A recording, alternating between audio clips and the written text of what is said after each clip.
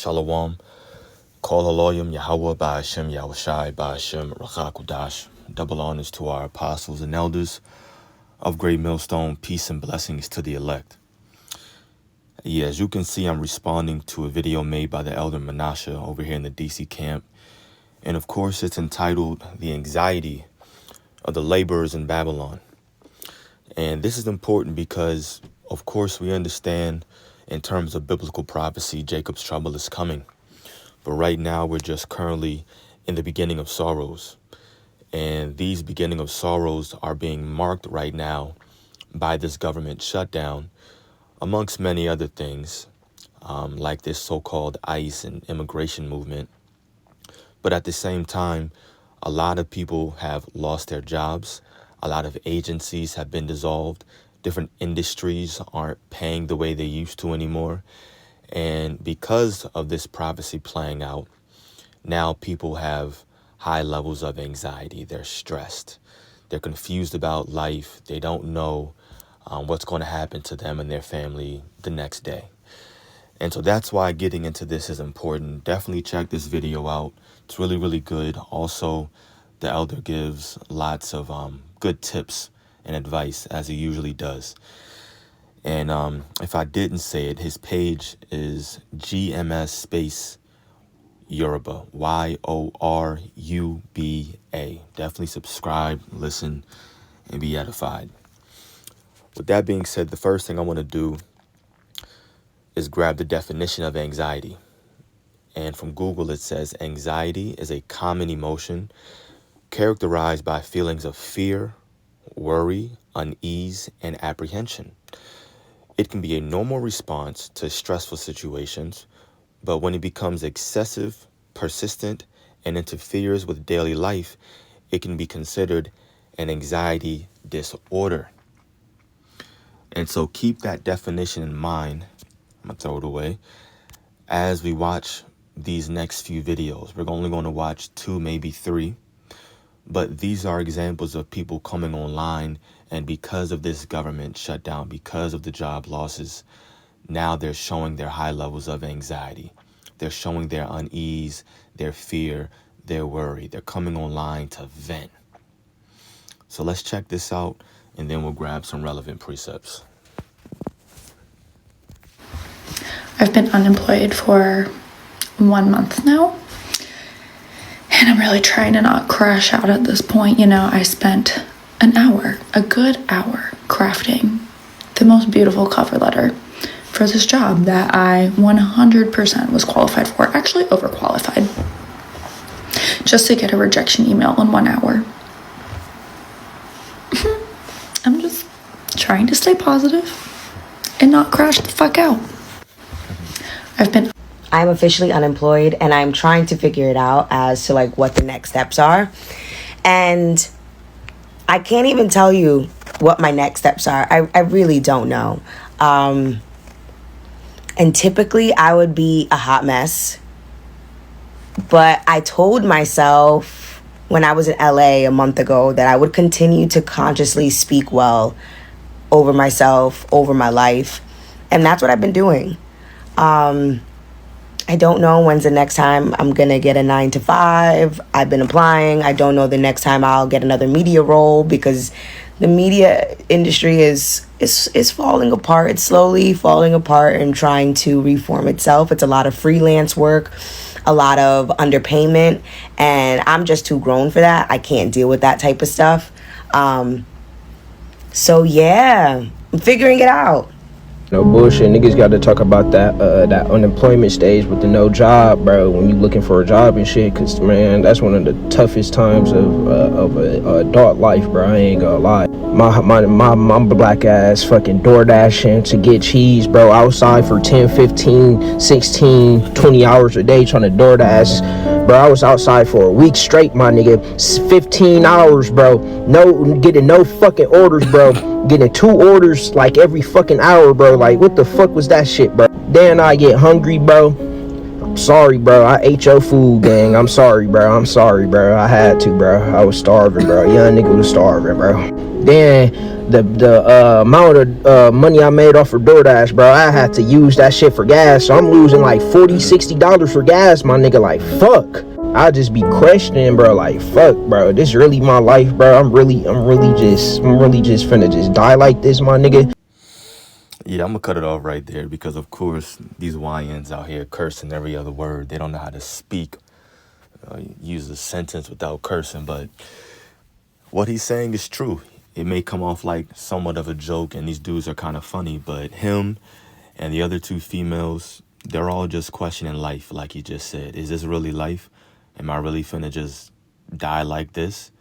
But people are stressed. They're coming online, venting, applying. The first shorty applied to a job that she was overqualified for, got denied in the next hour. The other shorty and her talking about they're trying to stay positive and use these different optimistic affirmations and speak good about their life. It's just not working though. It's just not working, and it's because we're living in the end days. This is prophecy currently being played out right before our very eyes, and we see it manifest by these people's actions, the way that they're conducting themselves, how they're feeling, and their stress levels. The people's stress level is a direct result of prophecy. That's what's going on. So, that being said, we're going to quickly just grab some precepts. I'm going to try to keep this short and sweet because my phone's memory is decreasing, I guess. Can't do long videos. This is Isaiah 19, verse 15. It says, "Neither shall there be any work for Egypt, which the head or tail, branch or rush may do." And currently right now, we're just in the beginning of sorrows. That's all. But the beginning of sorrows are marked by job loss right now.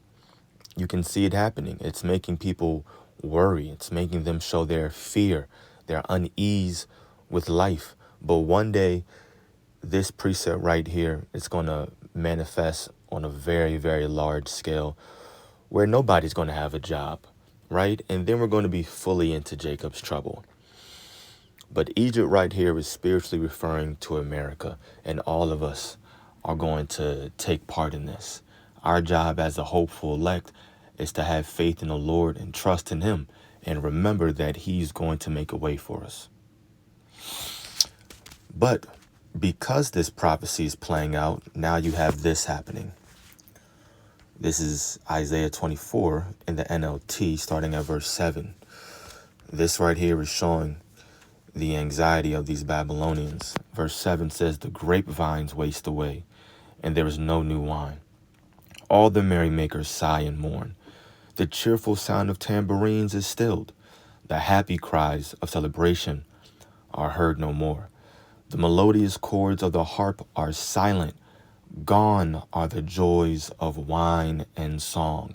Alcoholic drink turns bitter in the mouth. Yeah, people just drinking because they want to get rid of their sorrows, trying to feel any kind of high. They just want to forget about the job loss and bills for just 5, 10, 15 minutes. And that's it. People waking up dreading the day because they have to go along with this same monotonous routine. All right, no job.